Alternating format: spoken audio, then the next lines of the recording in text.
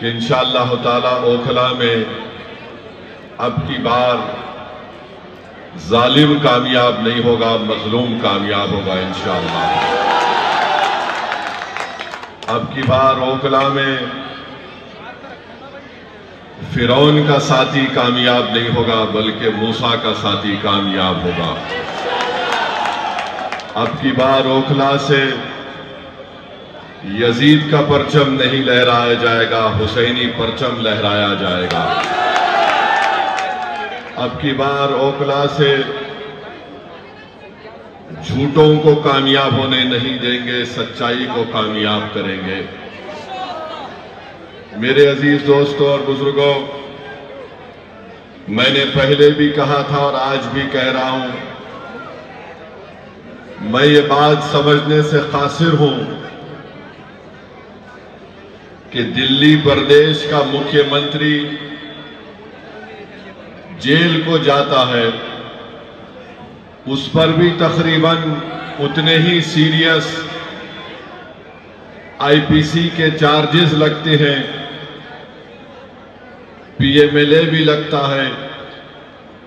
मगर आखिर क्या वजह है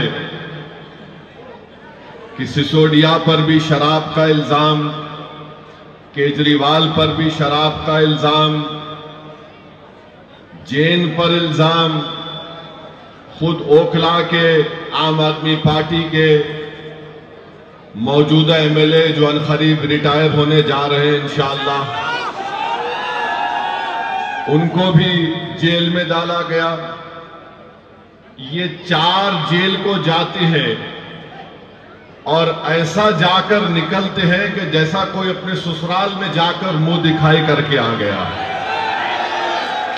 6 महीने मुख्यमंत्री केजरीवाल जेल में रहे, 6 महीने के बाद उनको बेल मिल गई। सिसोदिया 12-15 महीने रहे, बेल मिल गई। जैन काफी लंबा अरसा रहे, जेल मिल गई। यहां के मौसूफ जेल को गए, वापिस आए, फिर गए, फिर वापिस आए। आखिर इनके पास ऐसी कौन सी जादू की छड़ी है जो शिफा के पास नहीं है? आखिर ये क्या वजह है कि इनको इंसाफ मिल जाता है, इनके घर वाले इनसे महरूम नहीं होते, इनके चाहने वाले इनसे महरूम नहीं होते?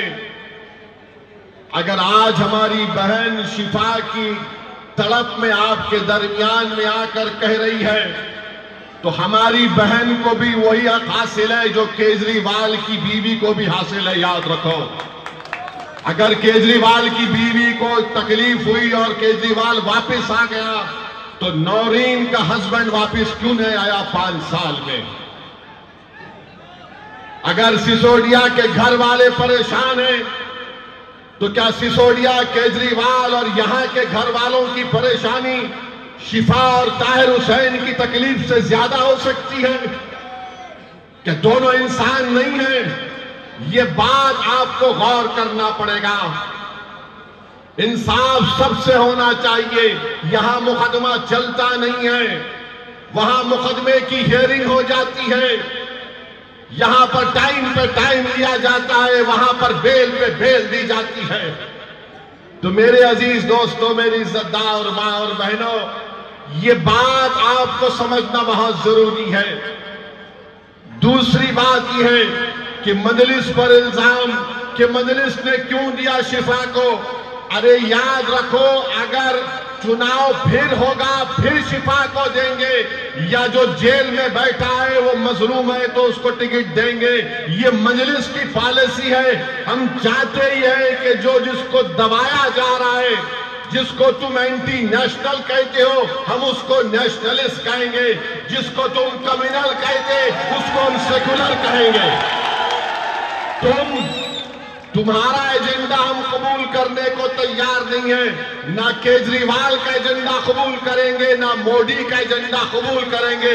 हम अपना एजेंडा तय करके जनता में आए हैं और जनता से कह रहे हैं कि अब की बार ओखला से शिफा को आपको कामयाब करना है। इसलिए कामयाब करना है कि एक पैगाम देना है उन वक्त के फिरौनों को कि तुमने जुल्म किया, तुमने ऐसे कई नौजवान बच्चे और बच्चियों को जेल में डालकर उनकी जिंदगियों को बर्बाद कर दिया।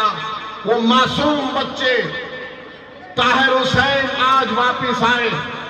जब ताहिर हुसैन जेल को गए थे, उनका बेटा मुझसे कह रहा था कि असद साहब मेरी उम्र 15 साल की थी, मैं 5 साल में एक मर्तबा भी अपने अब्बू का हाथ पकड़कर महसूस नहीं किया।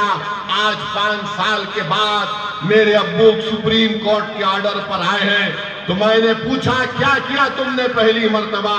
तो कहा कि मैंने अपने अब्बू का हाथ पकड़कर उसको महसूस किया कि मेरे अब्बू हैं। ये हाल करके रख दिया गया है और तुम बोलते कि मजलिस फिरका परस्ती करती है। अरे केजरीवाल, तुम्हारी जबान पर शिफा का नाम क्यों नहीं आता? तुम्हारी जबान पर ताहिर हुसैन का नाम क्यों नहीं आता? तुम्हारी जबान पर सैफी का नाम क्यों नहीं आता? अरे क्या जुल्म किया था इन्होंने? तुम्हारी तरह शराब का कारोबार या पॉलिसी का ऐलान तो नहीं किया था इन्होंने। एक जालिम हुकूमत के काले कानून के खिलाफ एहतजाज हुआ था। वो एहतजाज भारत की तारीख का एक तारीखी सुनहरा एहतजाज था। जिस एहतजाज को हमारी माँ और बहनों ने शुरू किया, उस एहतजाज ने सारे भारत के नौजवानों को, हमको एक हौसला दिया और सारे भारत में शुरू हो गया शाहीन बाग हम भी बनाएंगे, शाहीन बाग हम भी बनाएंगे। मैं सलाम करता हूं आपको, मगर आपसे कह रहा हूं, जब आपने अपनी ताकत और बलबूते के ऊपर बगैर किसी सियासी पार्टी की ताईद लिए तुमने सारे मुल्क को एक पैगाम दिया कि किस तरह जमहूरियत में एहतजाज होता है। आपने कामयाब एहतजाज चलाया। आज वही एहतजाज की जरूरत है। जेल का जवाब वोट से होगा, जुल्म का जवाब वोट से होगा और मजलूम का साथ देना है, जालिम का साथ देना नहीं है। याद रखो, अगर ये वक्त के इख्तिदार की कुर्सियों पर बैठने वालों को अगर आप फिरौन समझते हैं तो फिर मूसा का साथ देना पड़ेगा। अगर फिरौन को फिरौन समझते हैं तो मूसा का साथ देना पड़ेगा। सिर्फ ये नहीं कह सकते कि नहीं ये लोग जालिम हैं। अरे अगर जालिम है तो जालिम को कौन हरा सकता है? उसका साथ दो। जालिम को वोट देने से जालिम और मजलूम मजबूत होगा। अगर इन यजीदियों को हराना है तो आपको हुसैनी लश्कर के परचम को लहराना पड़ेगा। अगर आप इंसाफ चाहते हैं, मान सम्मान चाहते हैं, तो मेरी आपसे दरमंदाना अपील है कि आप शिफा के हक में 5 तारीख को अपना वोट दें। और याद रखो, लोग आकर इल्जाम लगाते हैं मुझ पर, ओवैसी ये ओवैसी वो। अरे मुझे कोई फर्क नहीं पड़ता, तुम जितना बोलना चाहते मेरे बारे में बोल दो, क्योंकि ना तुम मेरी खबर में आने वाले हो ना मैं तुम्हारी खबर में आने वाला हूं। जितनी तुम बकवास बकना चाहते बको, मगर प्यारे तेरी जबान तो तेरी है, मगर तेरा फ्रस्ट्रेशन जो तू निकाल रहा है वो केजरीवाल का निकाल रहा है। बोलो, जितना बोल सकते बोलो। अरे भारत में अगर सबसे ज्यादा गाली दी जाती है तो मुझे कोई बी टीम बोलता, कोई ये टीम बोलता, कोई बोलता कि उनसे मिलिए उनसे मिलिए। मगर जब भारत की पार्लियामेंट में 300 बीजेपी के एमपी के सामने अगर कोई अकेला खड़े होकर धारता है तो कौन करता है? CAA का कानून अगर किसी ने मोदी की आंखों में आंखें डालकर फाड़ा तो उसका नाम केजरीवाल नहीं था, ओवैसी था। ट्रिपल तलाक का गलत कानून को गलत कानून कहने वाला कौन था? केजरीवाल था या ओवैसी था? बताओ। UAPA का कानून बनाया गया तो क्या कांग्रेस पार्टी ने तारीफ नहीं की? आज उसी UAPA के कानून जो 2019 में तरमीम की गई, उसी कानून में आज शिफा फंसा हुआ है, सैफी फंसा हुआ है।